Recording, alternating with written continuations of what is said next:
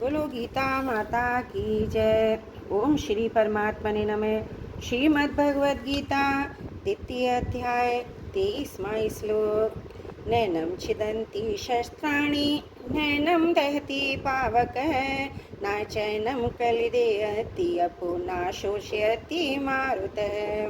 नैनं छिन्दति शस्त्राणि, इस शरीर की शस्त्र नहीं काट सकते, क्योंकि ये प्राकृत शस्त्र वहाँ तक पहुँच ही नहीं सकते। जितने भी शस्त्र हैं वे सभी पृथ्वी तत्व से उत्पन्न होते हैं। ये पृथ्वी तत्व इस शरीर में है, किसी तरह का कोई विकार नहीं पैदा कर सकता।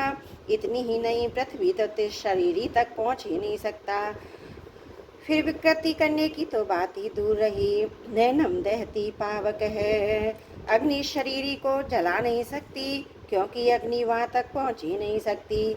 जब वहाँ तक पहुँच ही नहीं सकती तब उसके द्वारा जलाना कैसे संभव हो सकता है। तात्पर्य है कि अग्नि तत्व इस शरीरी में कभी किसी तरह का विकार उत्पन्न कर ही नहीं सकता। ना चैनम कलदयंत्याप, जल इसको गीला नहीं कर सकता। जल इसको गीला नहीं कर सकता, क्योंकि जल वहाँ तक पहुँच ही नहीं सकता। तात्पर्य है कि जल तत्व इस शरीर में किसी प्रकार का विकार पैदा नहीं कर सकता। ना शोचयति मारुत है, वायु इसको सुखा नहीं सकती, अर्थात वायु में शरीरी को सुखाने की सामर्थ्य नहीं है, क्योंकि वायु वहाँ तक पहुँचती ही नहीं। तात्पर्य है कि वायु तत्व शरीरी में किसी तरह की विकृति पैदा नहीं कर सकता। पृथ्वी, जल, तेज, वायु और आकाश, ये 5 महाभूत कहलाते हैं। भगवान ने इनमें से 4 ही महाभूतों की बात कही कि ये पृथ्वी, जल, तेज और वायु शरीरी में किसी तरह की विकृति नहीं कर सकते, परंतु 5वें महाभूत आकाश की कोई चर्चा ही नहीं की है। इसका कारण यह है कि आकाश में कोई भी क्रिया करने की शक्ति नहीं है। क्रिया विकृति करने की शक्ति तो इन 4 महाभूतों में ही है। आकाश तो इन सबको अवकाश मात्र देता है। पृथ्वी, जल, तेज और वायु, ये चारों तत्व आकाश से ही उत्पन्न होते हैं, पर वे अपने कारणभूत आकाश में भी किसी तरह का विकार पैदा नहीं कर सकते। अर्थात पृथ्वी आकाश का छेदन नहीं कर सकती, जल गीला नहीं कर सकता, अग्नि जला नहीं सकती, वायु सुखा नहीं सकती।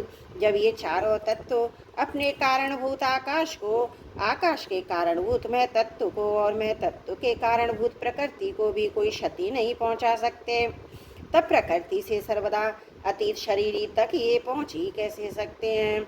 इन गुण युक्त पदार्थों की उस निर्गुण तत्व में पहुंची कैसे हो सकती है? नहीं हो सकती। शरीरी नित्य तत्व है। पृथ्वी आदि चारों तत्वों को इसी से सत्ता स्फूर्ति मिलती है, अतः जिससे इन तत्वों को सत्ता स्फूर्ति मिलती है उसको ये कैसे विकृत कर सकते हैं। यह शरीरी सर्वव्यापक और पृथ्वी आदि चारों तत्व व्याप्य हैं, अर्थात शरीरी के अंतर्गत हैं, अतः व्याप्य वस्तु व्यापक को कैसे नुकसान पहुंचा सकती है, उसको नुकसान पहुंचाना संभव ही नहीं है। यहाँ युद्ध का प्रसंग है, ये सब संबंधी मर जाएंगे, इस बात को लेकर अर्जुन शोक कर रहे हैं। अतः भगवान कहते हैं कि कैसे मर जाएंगे, क्योंकि वहाँ तक अस्त्र शस्त्रों की क्रिया पहुँचती ही नहीं, अर्थात शस्त्र के द्वारा शरीर कट जाने पर भी शरीर ही नहीं कटता। अग्नियास्त्र के द्वारा शरीर जलाने पर भी शरीर ही नहीं जलता। वरुणास्त्र के द्वारा शरीर गल जाने पर भी शरीर ही नहीं गलता, और वायव्यास्त्र के द्वारा शरीर सूख जाने पर भी शरीर ही नहीं सूखता। तात्पर्य है कि अस्त्र शस्त्रों के द्वारा शरीर पर जाने पर भी शरीर ही नहीं मरता। प्रत्युत ज्यों का त्यों निर्विकार रहता है, अतः इसको लेकर शोक करना तेरी बिल्कुल ही बेसमझी है।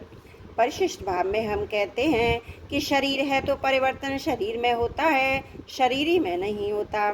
जैसे काठ है तो विकृति काठ में आती है, मैं नहीं आती। काठ कटता है नहीं कटता। काठ जलता है नहीं जलता।